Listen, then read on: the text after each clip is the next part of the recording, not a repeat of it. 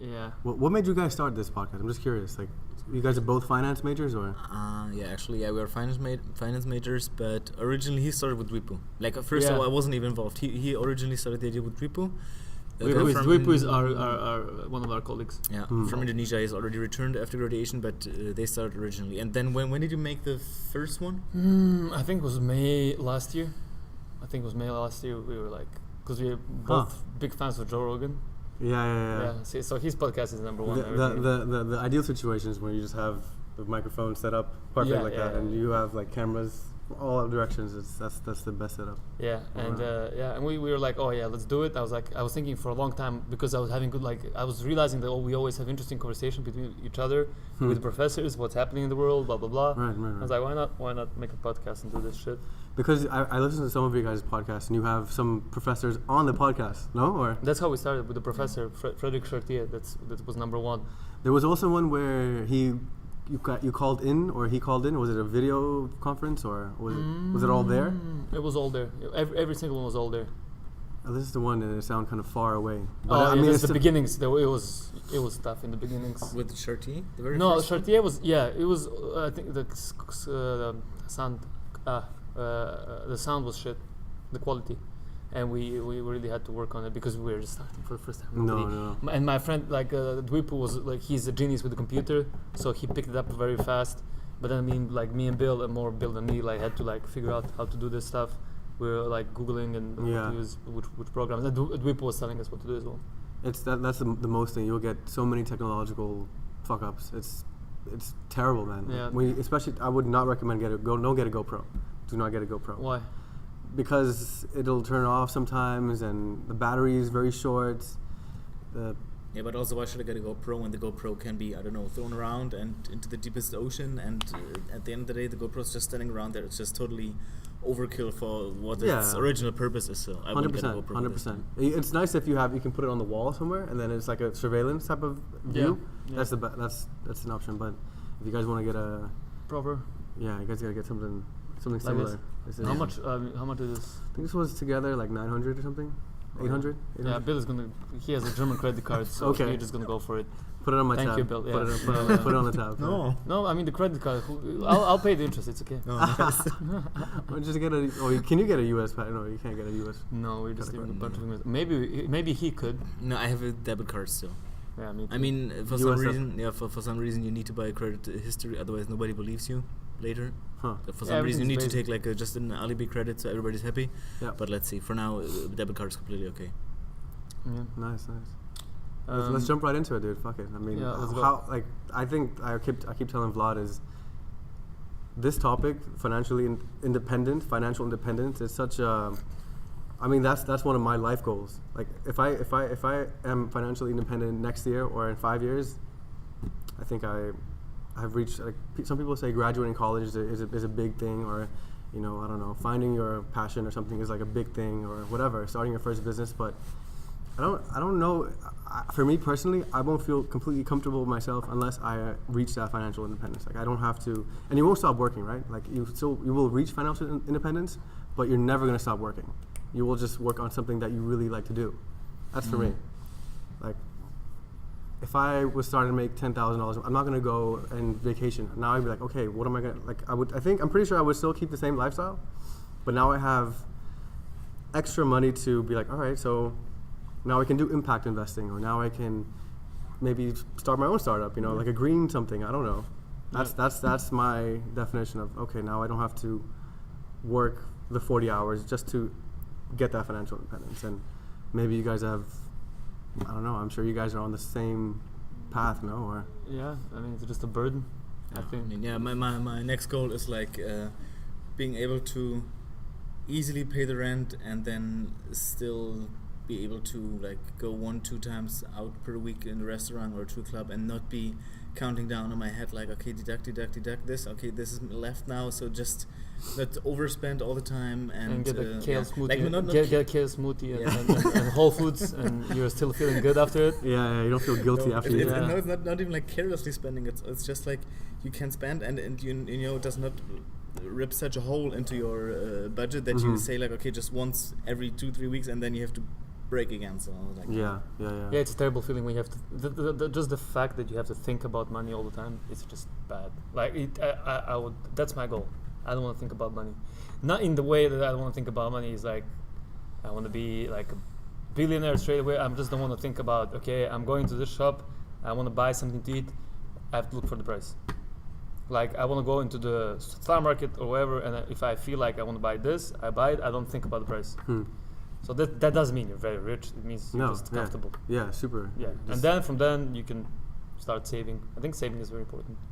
So what is some advice you would give people? Like we're all on this path to reach that financial independence, but what is some like how can we do that?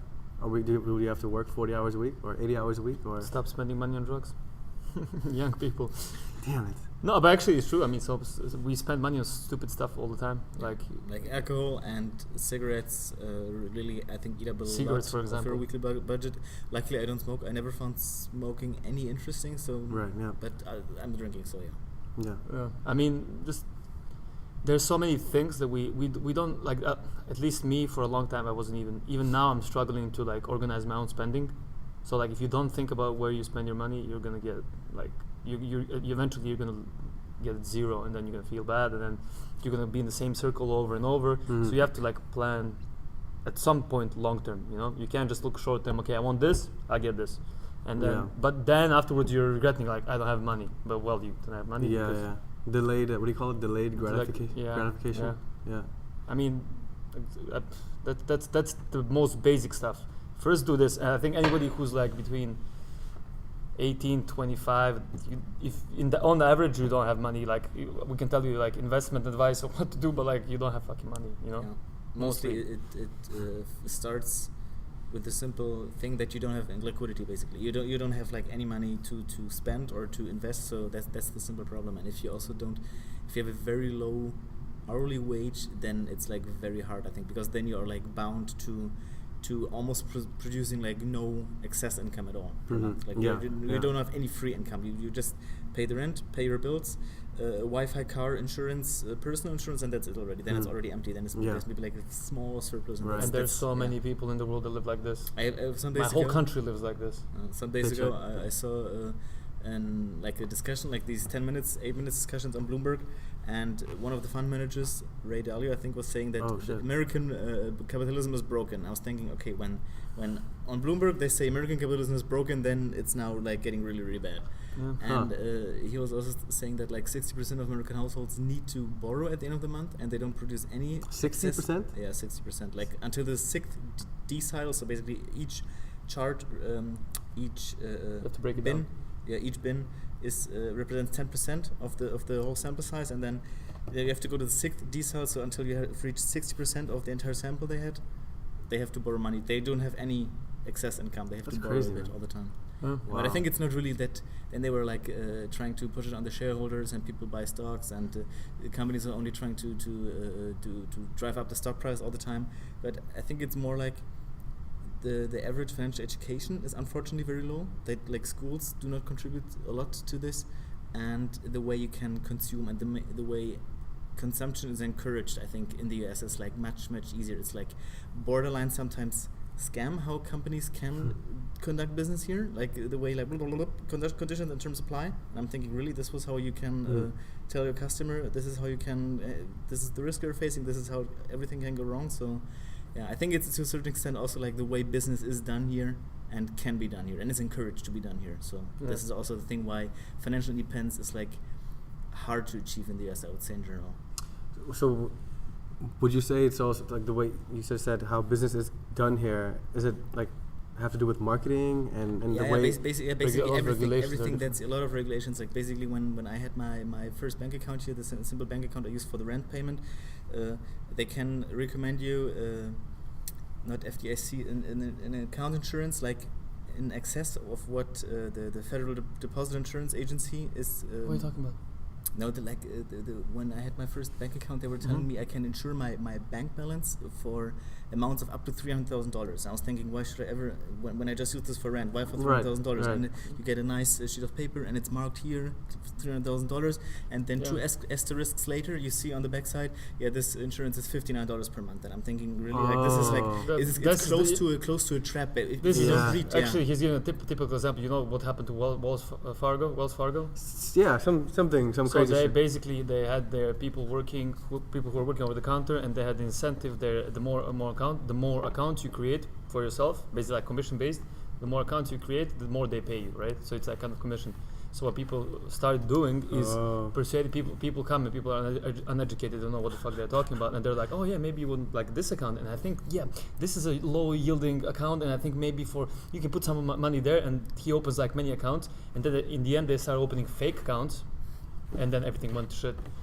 So you have to be careful where you put incentives. So the result of this is like a complete catastrophe. And now they're trying to they're using marketing to rebound this effect. Like, oh yeah, Wells Fargo since 1850s. And it's like, we know our true values. We made a mistake, but now we're coming back. And they're like, if you watch NBA, every break is Wells Fargo talking about like how they learned about from their mistakes and stuff. And I'm like, it's too late, man. You can't put incentives, you have to be careful where you put incentives, because I think here, one thing that's good about US and the way business is done, they put a lot of, there's a lot of accent on creativity and moving of capital, and that's why all the startups and businesses are coming here, because there's a lot of funding.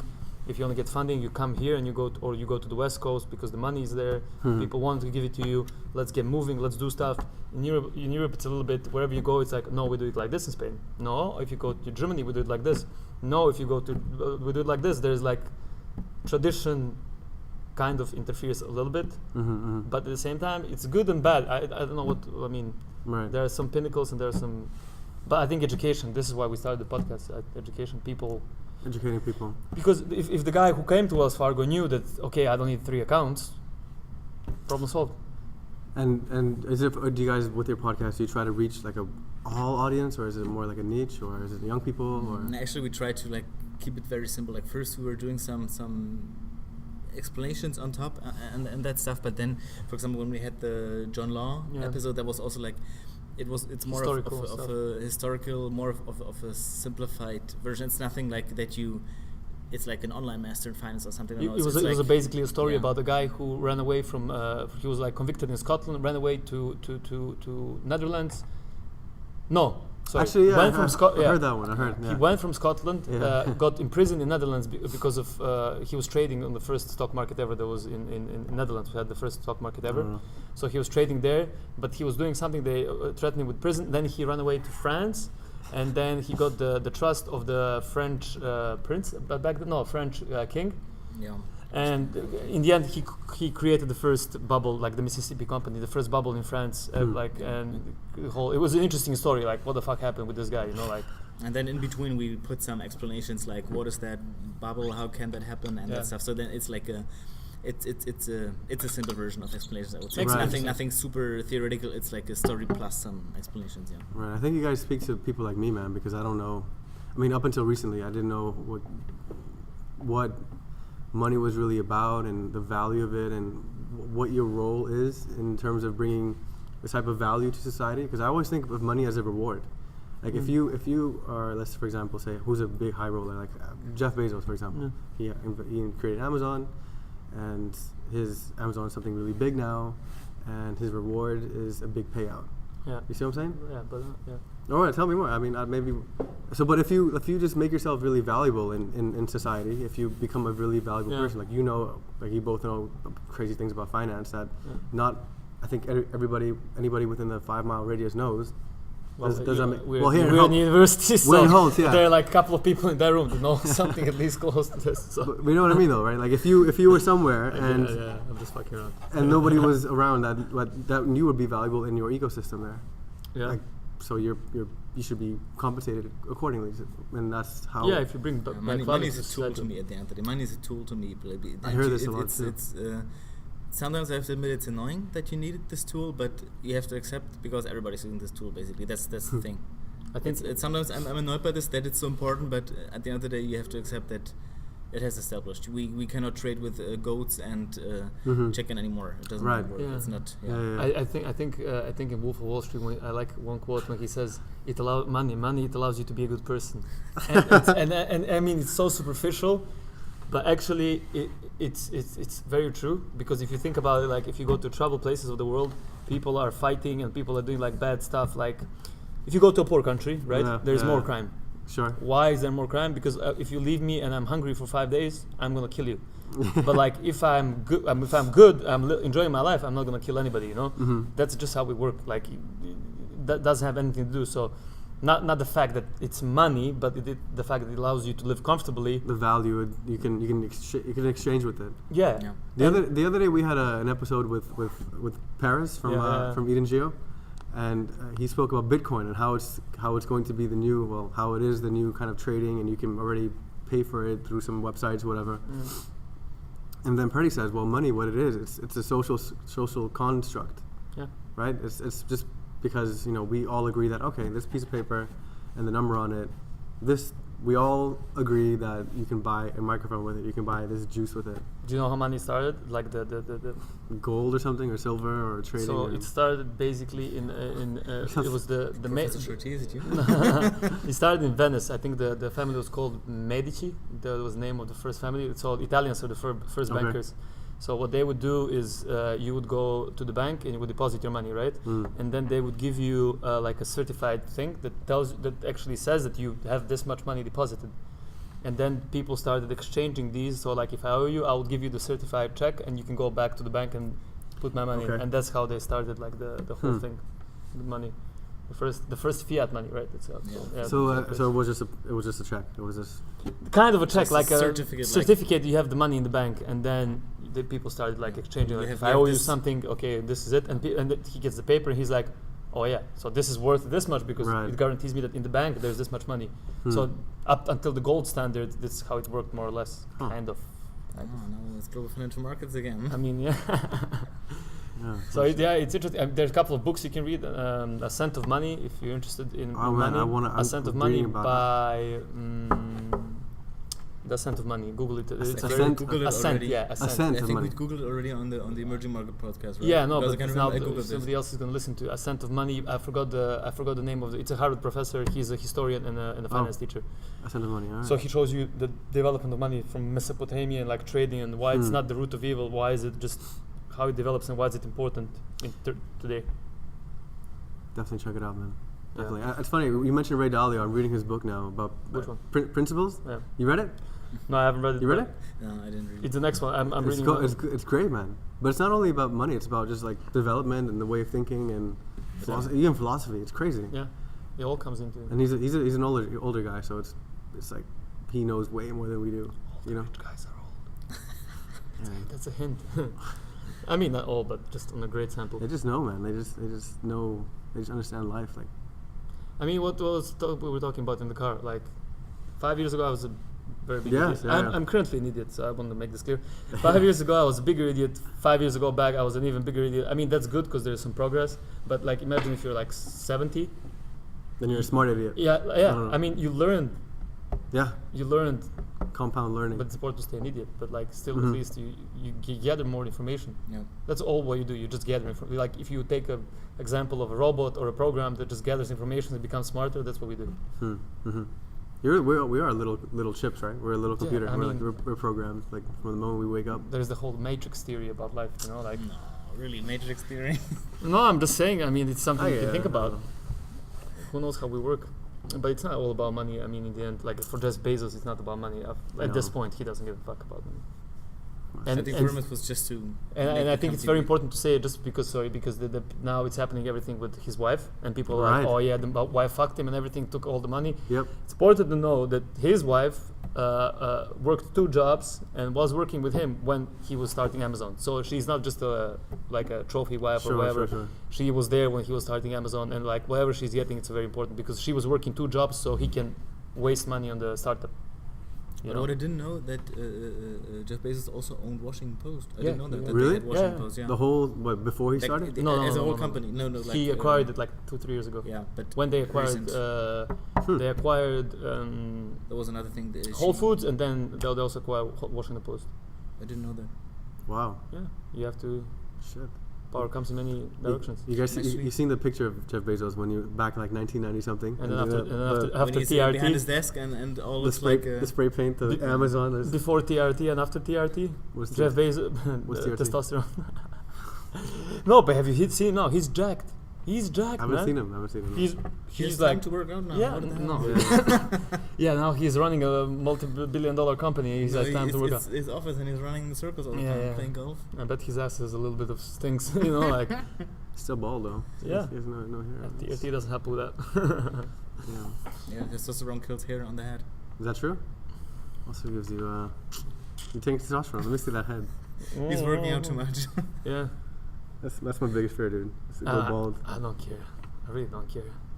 No, but at the end of the day, it's not not about money for you guys, or what's the most important thing for you? What's To me, I have to admit it's partially about money, because at the end of the day, you need it. Like you have to admit that you need to work with it.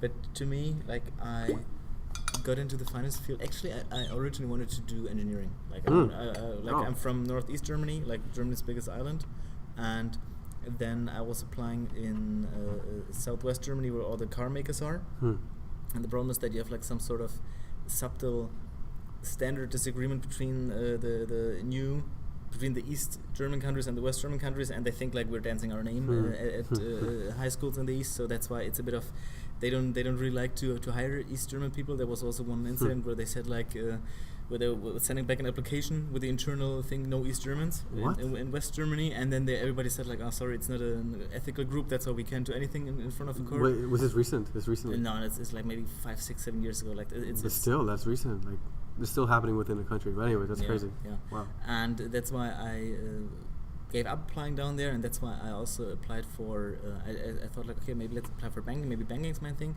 And then I did a dual degree in Berlin, and there I started working for a state-owned bank. And it was like the things. At the end of the day, I liked banking. I appreciated it.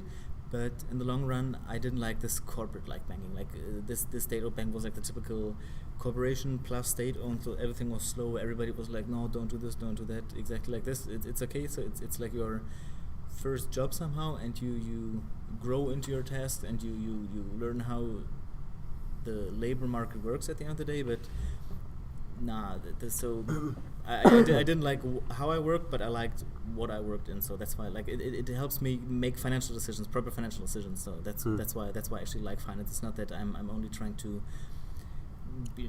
enrich myself and trying to be the richest accrue wealth in the world. No, it's really less just for me, like make proper financial decisions. And if you start early, and if you make well thought through decisions, then it's all good to me. What about creating wealth? What does that mean to you? Creating wealth.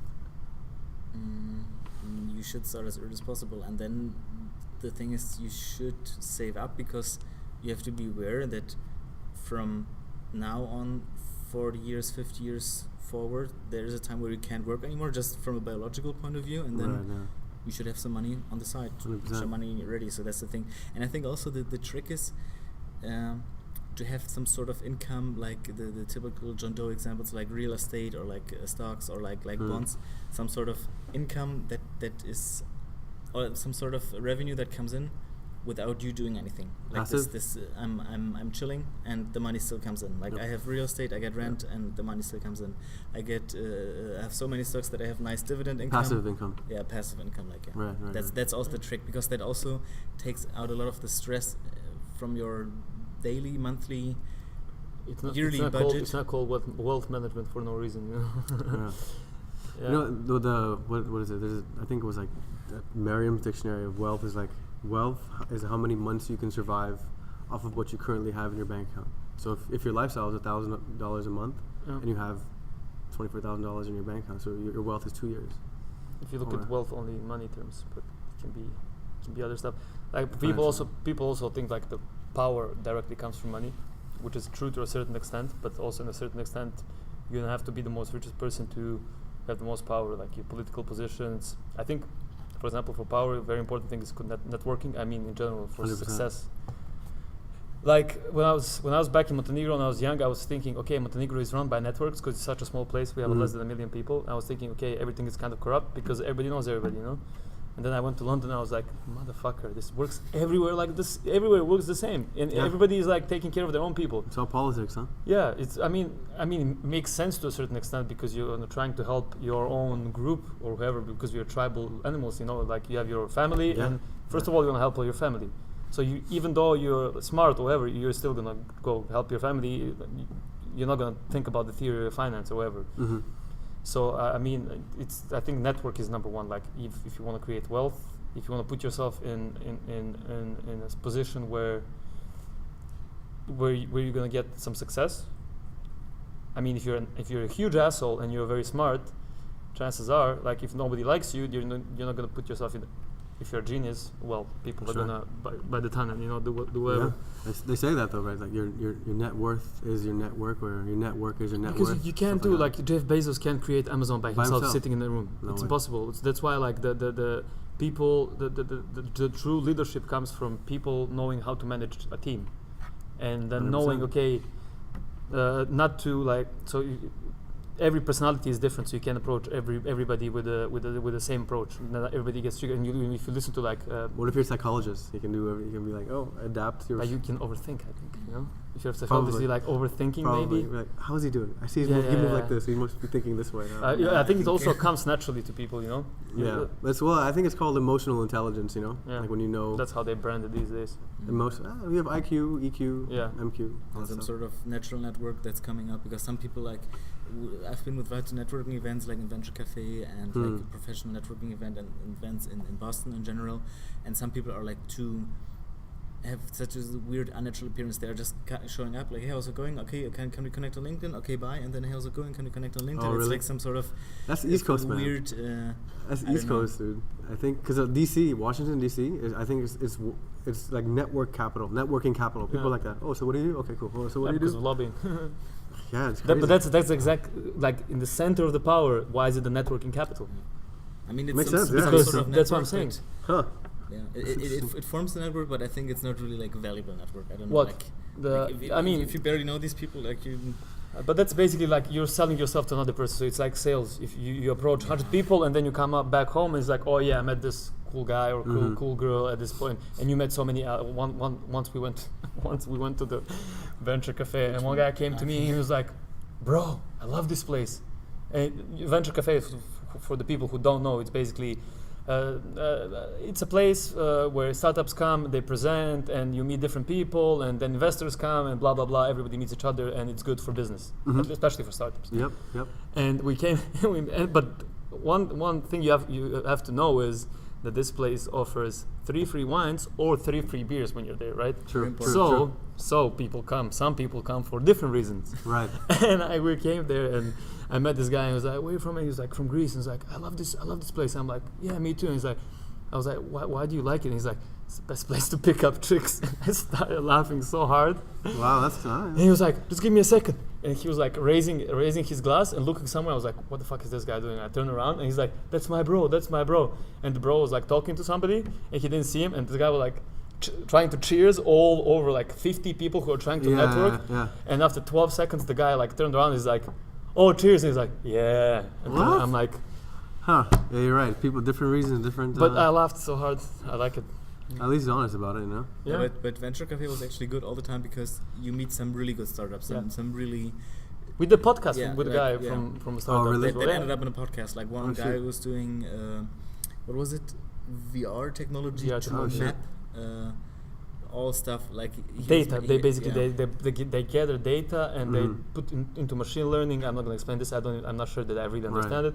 And they put into the VR goggles and they present it in front of you. So like instead of reading all these sheets, he can show you, and you can use it for finance. Holy shit! So you just have like just everybody. Mostly medicine and finance. So he tries to do some 3-dimensional plots of graphs of the S&P 500 and doing like the market price and option price and volatility and stuff.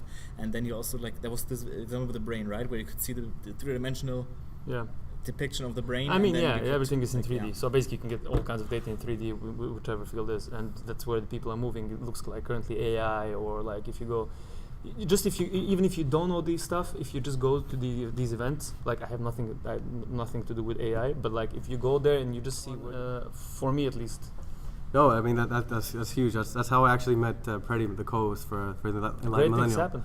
You know, we just went to a networking event. I had mentioned the project we were working on. He saw that I had a drive. He saw I had like some motivation and some ambition. He's like, "Oh, dude, you know, I heard you're from Holland. Yeah. You know, let's connect." And that's how we just met. It's all about, you never know who you meet. And actually, something I heard the other day was, no matter where you are, you're always networking. You're always networking. Like you never know what crowd you are. So it pays to not necessarily be on your best behavior, because with your brothers you can be however you want. But if you're out in public, you just kind of have to keep your radar up, you know? Yeah, but you know what Woody Allen said, like 80%, what he was saying, that 80% of the success is just you showing up. Yeah. So you have to have some balls and put yourself into positions. So like, True. I don't know, for me, when I went to Peru for the first time, I went by myself. And I was like, yeah, okay, I'm gonna go to Peru. I'd never been to Latin America before. I was speaking Spanish slightly, just learning it slowly. And I was like, I'm gonna go into the country, but like, yeah. And it resulted that I was like, first of all, the people I lived with, there was 14 of us, and we were like family. Like, there was such a great time. Met so many people, learned the language. It was amazing. Like, Right. But if you don't put yourself into this position, you're always gonna be networking with the same people. True. Which after some time it gets boring, you know, like, at least for me. Now, with your podcast now, like, are you up to speed with? Because in the U.S., I don't know how it works in Europe exactly, but in the U.S. you have like 401ks and IRAs pension. Yeah. Do you guys know anything about that? Do you guys talk about that at all? We haven't talked. Didn't have an episode, but we kind of know how it works. Basically, if you're working in a corporation, they're going to offer you some plan, and Right. Currently, some pension funds are in trouble because they have problems with the value of their assets. The growth of their assets hasn't been catching up with the debt, with the money they owe to people, and that has been the trend since 2009, since the crash happened. And basically, has been, they were like kind of going together since 2002. I think the dot-com crash, and now it's really bad. So it's kind of tricky. Tricky, but I mean, I haven't currently worked for a corporation, so I can't say you from a practical knowledge, but I can tell you theoretically, yeah. 401k is good. I mean, if there are different plans where you can pick your own investments, because usually what they do, they put out money for you on the side, and then they're investing in something else. Yeah, low yielding, secure stuff. Yeah. But then if the stock market crashes down, you're lost fucked. it all. Yeah. Many people were fucked in 2009. So I think now people have more control over it. I'm not 100% sure. I'm just putting this out because I do not specialize in this, because we're both financial analysts in practice.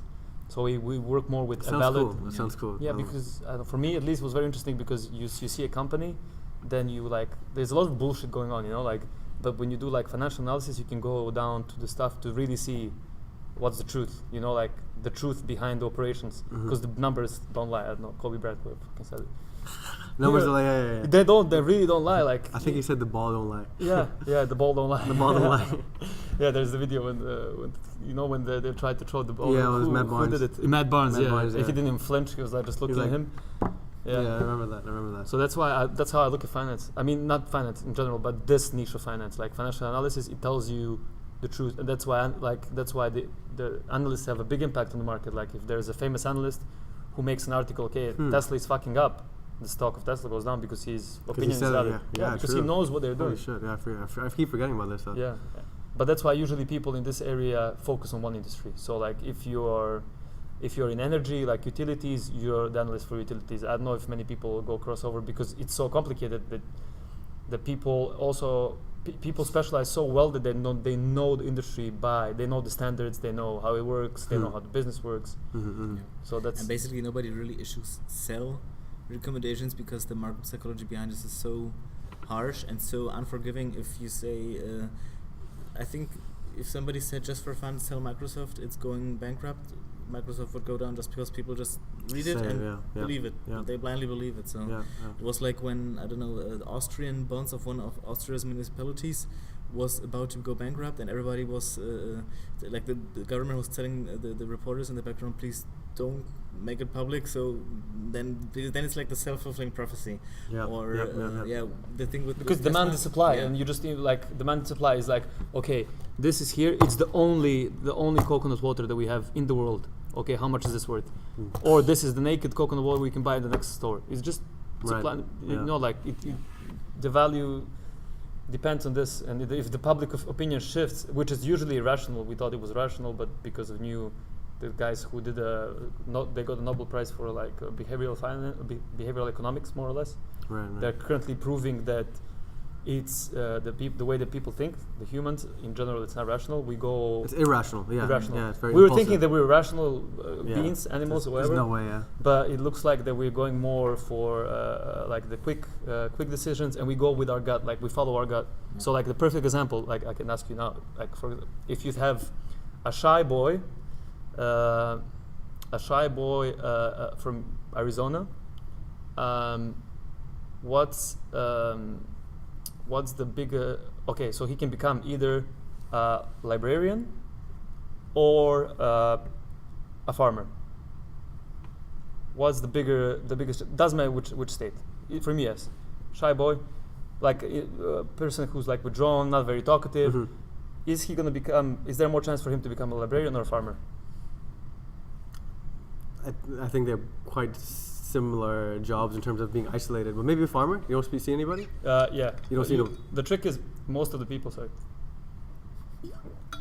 say librarian because librarians are like usually people who are quiet. They sit down, they read books. Probably the reason why you're a librarian is because you like reading books. What the fuck are you gonna do there? Yeah.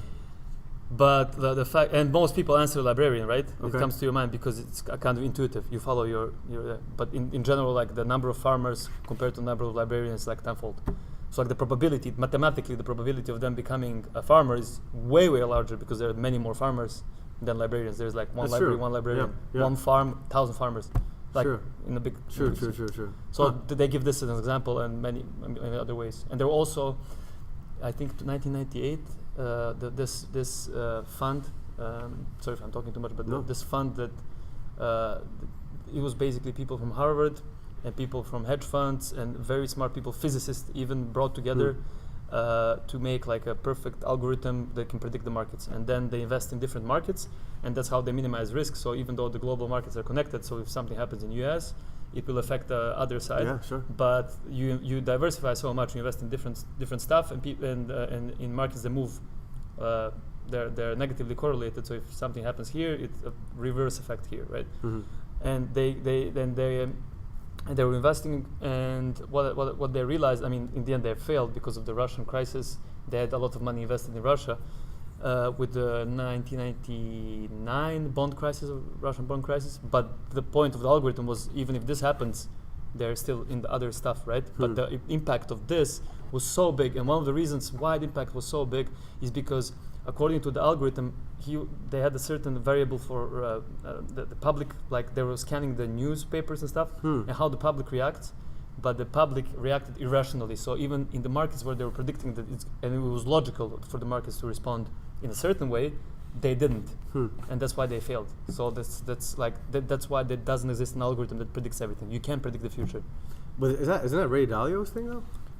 All of them are doing. All the trading is now algorithms. Yeah. Everything is in algorithms. But yeah, they say that like 70% of all expenditures by people are emotional. That's what I was saying. Don't buy drugs.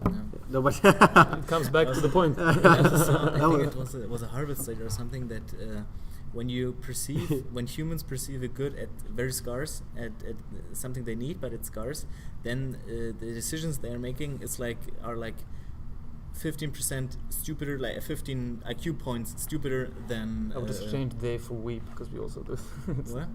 When you talk about the people, say we, because we're also doing. We're also the part of it. Yeah.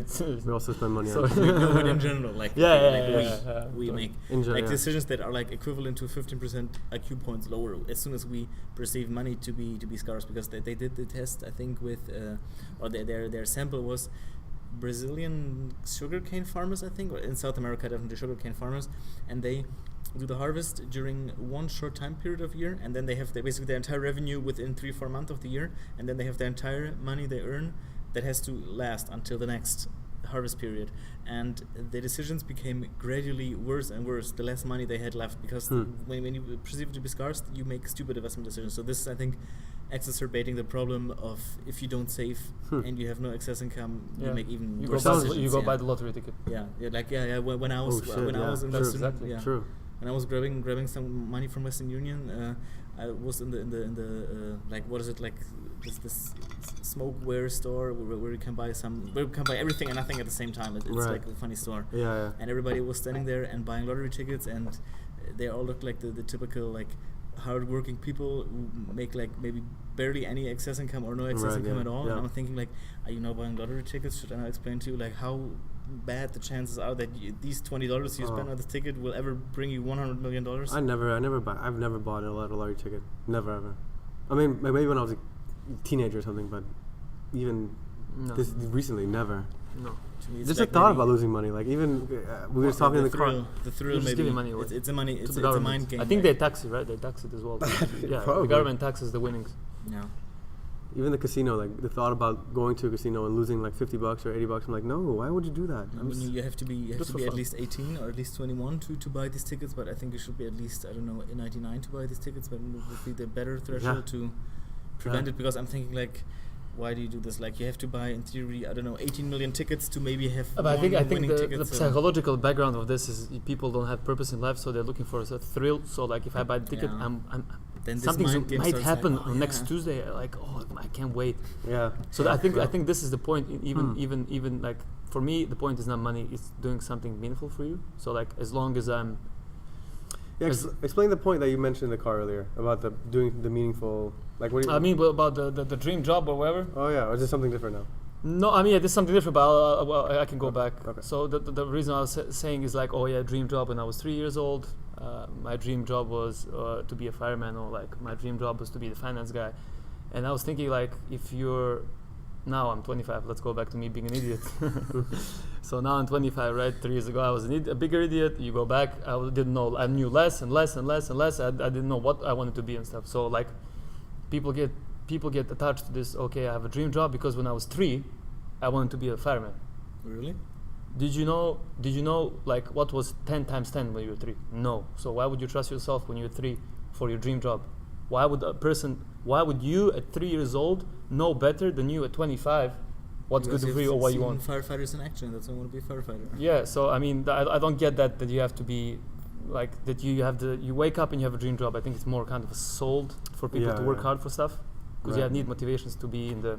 We're all in this circle. I mean, it's good to rearrange, to reevaluate your opinion all the time. You have to. Yeah, I mean, you learn from your. That's the point. Like at the same time, my dream job is this, but then I learn from my mistakes. Well, sometimes your mistake might be that your dream job is something you wish when you were 3, when you barely spoke any language. 100%. And also what you said, like you reevaluate your opinions. What you say today, what we say right now, in 2019. Yeah.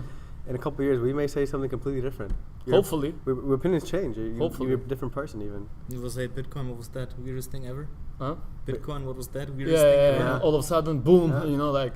What happened? Where'd it go? Or something. But I think I don't know. The point I wanted to make is like, for me at least, it's not that about the money itself, because I think even with if you look at the life kind of mathematically, you're gonna lose money, you're gonna win money, it's gonna go up and down, you're gonna have luck, you're not gonna have luck.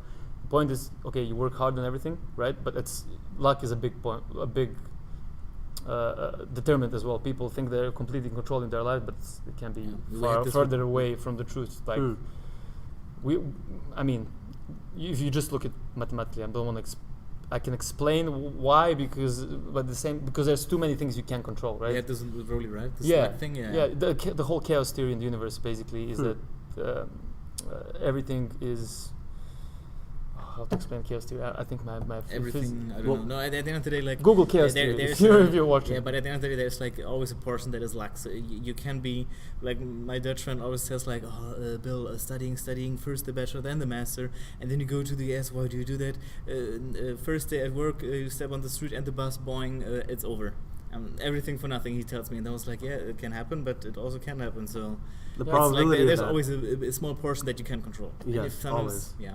Yeah, you can't control stuff. The good I think the good way is just to keep yourself on a certain, like you have a certain path. You kind of you're reasonable with your path. You're reasonable. I think it's very important to know who you are. Yes, like, that's huge. Because some people, I met a lot of people in the last 2 years that just their perception of themselves is very distorted. And that's number one. Like you can't graduate from like bachelor's degree in finance and then go to Goldman Sachs and apply for CEO. Like there are people who think of themselves there, and they might be their parents' fault because they were always like telling them you're the best or whatever, which is not bad and good, but whatever. But at the same time, while you have this path, you learn different things, and then you change your mind and you change your path. Like you can't be so disappointed that you're just not going on the straight line, because in life it can't work. No, 100%. It's like you said, knowing yourself and knowing what you're good at. Yeah. And then if you're good at that, hopefully you like that. So then you can be the best, I don't know, financial analyst. And even if you're shit at something, it's important to know that you're shit at it. You're shit at it, but you can learn it. So like I was telling you, when I came here for finance, I knew none of finance. I'm not saying that I'm a genius of finance, but I learned, like, I went from zero to finishing the master in 1 year. So like that gave me just kind of a perception that, okay, if I don't know a thing, if I work very hard, if I bust my ass, I can know it. It's going to be a long process, right? That's why people, I think, in general, stop learning at some point, and that's the key. Yeah. You know, people say, "Oh, you always have to keep on learning and educating yourself." Well, this means that 100%. So, like, if I don't know how to play soccer. Well, spend 1 year playing soccer, and then you can know how to play a little bit better, and then you need some grit for it. It's like, it's annoying. Like, I think grit, yes. Especially like math has the problem that you just need to repeat and repeat. You need to repeat and fail and repeat and fail and repeat and fail. That's the problem. Like, and that takes some sort of it takes grit, and you need to condition yourself. You need to persevere, all that stuff. Yeah. That's the problem, maybe, and that a lot of people don't.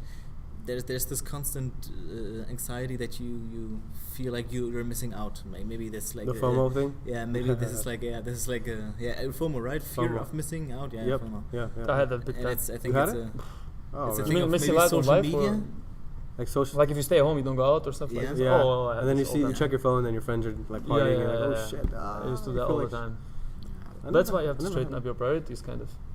I never had that. As soon as you yourself think that it's important what you're doing right now, I'm okay with that. Like what I'm doing right now, it's okay. It's not that I'm like, I want to go out now, and sometimes I'm thinking, okay, I could have gone out now, but then I'm thinking again, no, I'm doing this now because in the long run, mostly I'm like asking myself, what has the better long-term value, what I'm doing right now, or what I could have been doing there, or what I could have been doing especially 2 weeks ago. Especially now. I mean, look, like we're on a Friday night. We're recording and like building our brand. I mean, I don't know how far you guys want to take the podcast, but we could be at the bar right after work, just like, all right, guys, 5:30, let's go drink. But no, we're sitting here on a Friday night. Nobody's. But it's because I like doing it. Yeah. See, that's the reason. Like I can't drink for too long. If this was something that I don't like, if I don't enjoy talking to people, it would be. Yeah. That's why I started. Like, well, we started the podcast because every time we have fun. Like, ask him like so many times. We have people that come.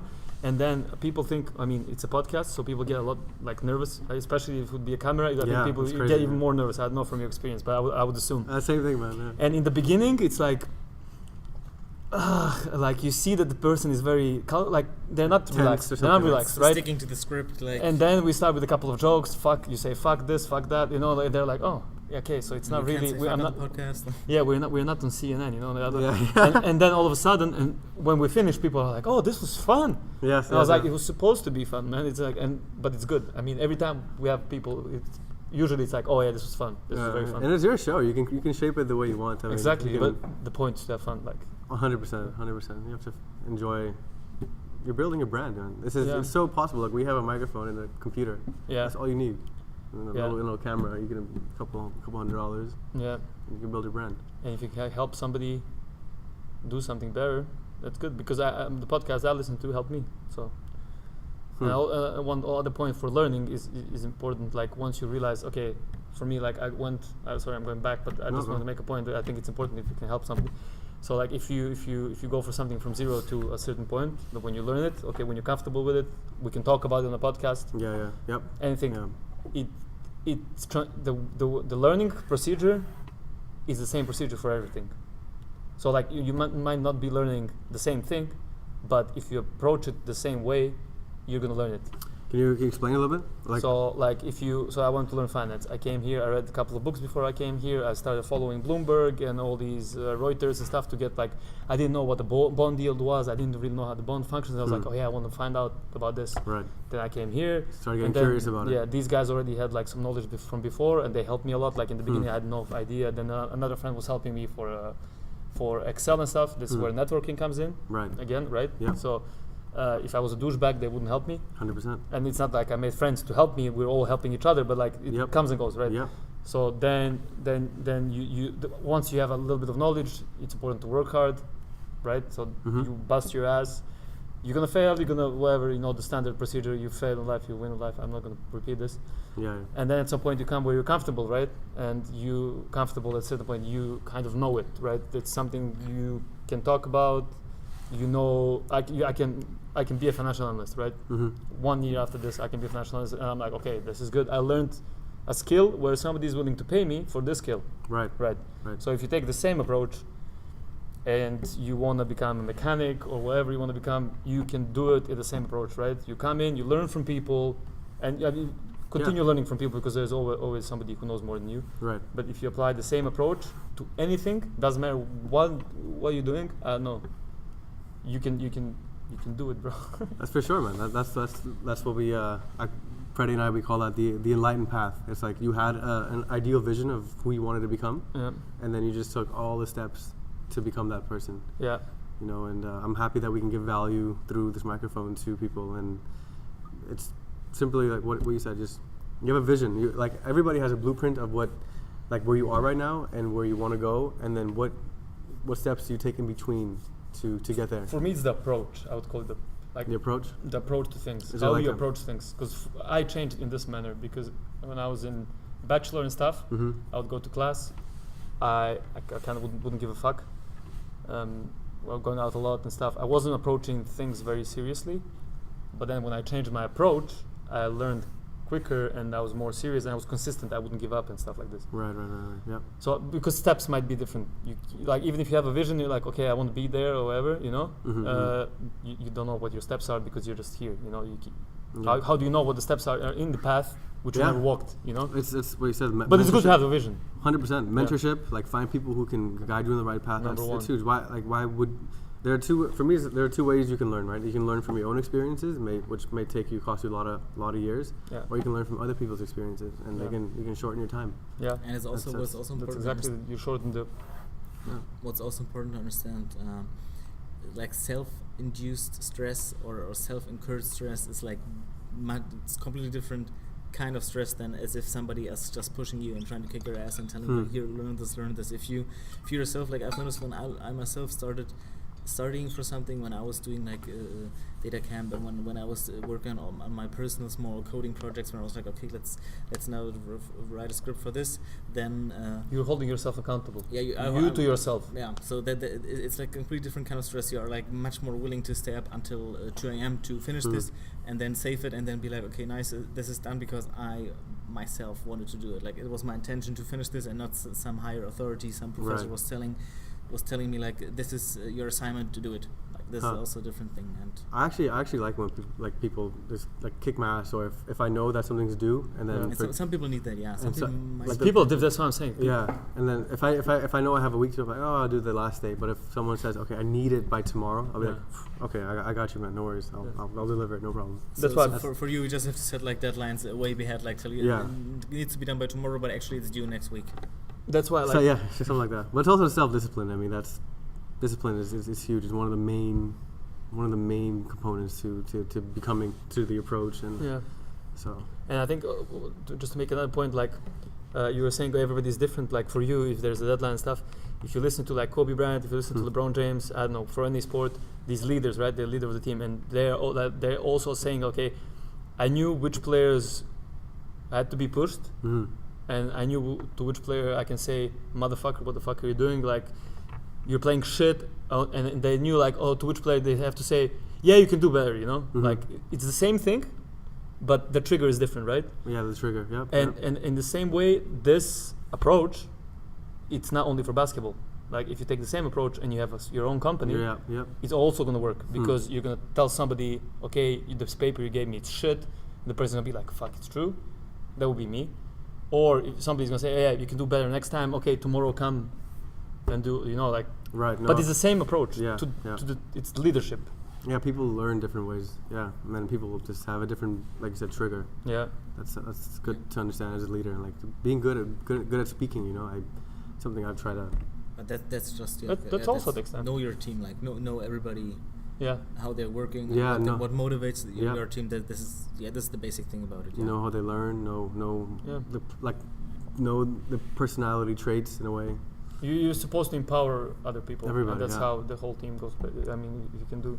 Yeah. It sounds way easier than it's like the hardest fucking thing ever to do. That's why sometimes like people may have a good idea, or maybe be a good engineer, but for them to communicate the idea or for them to motivate someone else to see what they see, they can't always do that. Don't bias everybody else's opinion. Speak when you're the leader as the very last person. So yeah, I hear about this. Yeah, I mean, it all depends on the situation. People you're surrounded.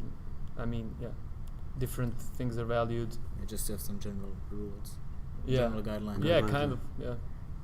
So what's your guys' goal for the upcoming? For today? Well, no, I guess for the podcast, like, you guys are kind of just started off in a way, and you're gonna grow a little bit. You're gonna make you're gonna increase the influence. I mean, currently.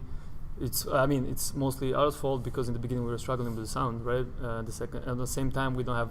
We're both working. Yeah. And it takes a lot of time, so it's not super easy to invest your time into marketing, the podcast, and everything. So we have to be better in these areas. I think. Would you agree with this? We have to improve ourselves in these areas. Sound, more or less, we're getting a little bit better. Now you can listen to the podcast without and stuff like. Sometimes the high pitch noise was there. Sometimes like the problem we were facing the last time was like high pitch noise is completely gone on my PC. Suddenly on SoundCloud it's like amplified for some reason, and then it's suddenly there, and then you hear the schoolyard bell in the background. So it's a bit. But we have the approach. Yeah. The approach is there. So. But to me, primarily, it's like having fun. We'll hope that. And reaching more people. Yeah, that some people are listening to it. Like reaching more people. Learn some new stuff here and there. Yeah, get the socials up and running, man. Yeah. Get that Instagram. Go on YouTube. We should start posting naked pictures on our Instagram follow. It's just like financially independent on the left side, and me and Bill are completely naked. I don't know if anybody's gonna be interested. Maybe a couple of gay dudes. Oh man, I don't know about that, but I just dropped the bomb. Drop the bomb, guys. Outro. What's your outro? Outro? What kind of intro? Do you have an outro? Have you had an outro? Actually, you mean for our podcast or what right now was outro? For your regular podcast. Vlad only was saying goodbye most of the time. Or we asked the guests what's your outro basically? What would you tell? What would you recommend to people? Recommend? Yeah. Well, okay. Here's one. Since this is a financially independent podcast, if you haven't done this already, open a online savings account, and I don't mean like a Bank of America savings account which gives you 0.01 or 0.02%. There are these accounts that I found out recently that give you like 2.3% APY or whatever that is. Yeah. So for example, if let's just say there's a round number, $1,000 you save over a year, 2.3% of that is what, 230 or something like that? 230? 2.3% on 1,000? 2.3% is 23, but the thing is annual. The problem with annual percentage yield. That's the next thing. Oh shit! Annual percentage yield describes only the yield when you have a stable balance all the time. So you have, in theory, need to have on this account 1,000 all the time. Yes. Never come below 1,000 as like one fake number, and it's before all fees. Annual percentage yield is the yield before all fees. So from this yield, you have to deduct fees. This is the next thing where I'm thinking, like, really, you're telling people, oh, you get 1.2% annual percentage yield, and then I'm thinking, minus fees, and then you can also throw the money on the street and have gain more. Yeah. Okay, so don't know that. Let me just delete the account for a second. No, really, but it's really like that. But how does that work then? Anyways, I'm gonna do some research on it. God damn, I'm gonna close that account right now. Live and you learn, bro. Oh shit. But it might not be that. I mean, if it's 2.something%, it might be okay. We were just talking in general. Be careful with this stuff. I saw something that I don't know. I was watching like what to do with $1,000 on YouTube or something, and then they said like Ally Bank. Maybe you heard of it? Yeah, no. Ally Bank. Or But back to the account. What do you want to do with the account? This is like your. Well, it's just an online savings. I don't know if it's just a virtual bank account, I guess. Okay. There's no actual physical branch. There's no card that you can go spend. If we make some advertisement, product placement for this water, then the companies are invited to pay us. Yeah, sponsorships. Yeah, definitely. Do you have some sponsorships actually? Or? Not yet. No, not yet. We're sponsored by Amazon and Bloomberg. We always make jokes. Tell us. Look it up. Tell us. We need sponsorships. If there was an AI counting how many times we went to Bloomberg last podcast. Right. I think, really? You say that?